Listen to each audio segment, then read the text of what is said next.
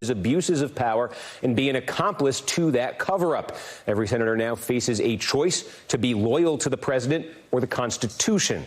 I'm joined now by Democratic Congresswoman Madeleine Dean of Pennsylvania, who is a member of the House Judiciary Committee. Congresswoman, thank you for joining us. We are now into the new year. The articles of impeachment have not been formally transmitted to the Senate. Certainly, to judge by the McConnell-Schumer speeches we saw today, the statement from Nancy Pelosi, the sides here are still miles apart. How long, realistically, can Democrats wait before sending those articles? That is within the control of the Speaker and obviously very much within the control of Senator Mitch McConnell if he should decide to have a fair trial. Why would we forward articles of impeachment when Senator McConnell has told us in public that he will not be upholding his oath of office, he will be derelict of his duty, he will not be fair and impartial? So that really is within the control of the Speaker, but even more so the control of the leader. Will he uphold his oath of office? And something I want to remind people of is this is an argument in part about process, but let's not forget what happened at the end of last year. This president was impeached. He stands impeached. That is not something that will be taken away. That is not something that Mitch McConnell can whisk away for him. This president is impeached for abuse of his office and obstruction of Congress. You say this is up to Mitch McConnell. He has said he'd be happy if the House never transmitted the articles. What is the leverage here if the threat is we won't give you something you don't want? I hope the leverage is reminding himself of his oath of office, rereading the Constitution.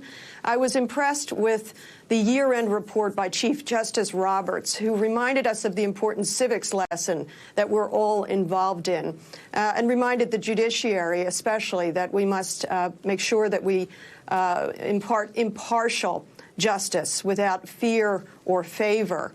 That was an important message, I think, to all of the 100 senators who will act as jurors. I call upon every one of them to come forward and to call upon their leader to say, of course, have witnesses, of course, do our constitutional duty of having a fair trial.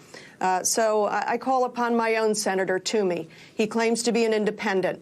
And yet his statement following the impeachment of this president was a very partisan statement. I call upon him to ask or urge Senator McConnell to reverse course and say, of course, I will uphold my oath of office. If this drags on, though, if what you're describing doesn't happen, it's already been a few weeks. If it continues to drag on a few more weeks, we get into February, we've got the State of the Union address, the presidential primaries and caucuses begin, the news sort of starts moving on, the campaign heats up.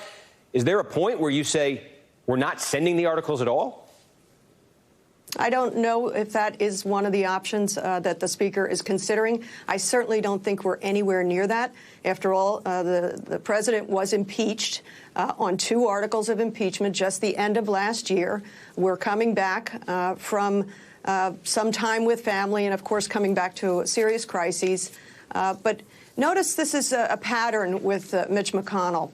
We spent last year passing hundreds of bills. And what did he do? He sat on most of them. He called himself the Grim Reaper. So people should not be surprised that he's not doing his duty, whether it's about impeachment or about legislation and holding hearings. This is somebody who has decided he will be, I think of Fiona Hill, Dr. Fiona Hill. I was in for her opening statement when she testified before the Intelligence Committee, and she revealed that she discovered that Mr. Giuliani and others within the administration were on a domestic political errand. It strikes me that Mitch McConnell has found himself on a domestic political errand for a president not worthy of that errand. Just looking at the United States Senate, we've been following here. Are there any indications that Republicans are breaking with McConnell's posture on this? You've seen Lisa Murkowski from Alaska, Susan Collins from Maine say they are uncomfortable with the public posture he's taken, whether that translates, though, into joining Democrats and calling for the sorts of witnesses that you are. That remains to be seen. Have you seen any other indications among Republicans of moving in your direction? No, and I wonder if you felt the same reaction I did. It was impressive, certainly, that Senators Murkowski and Collins stepped forward to say, in the one case, that they were dismayed by Mitch McConnell's statements, that he would not be impartial, that he would work in full coordination. But why aren't 97 other senators saying the exact same thing? They have a constitutional oath to uphold. They have a job to do. And if they don't want to do this job, they should not be in those positions of authority and power. All right, Congresswoman Madeleine Dean of Pennsylvania, thank you for taking a few minutes.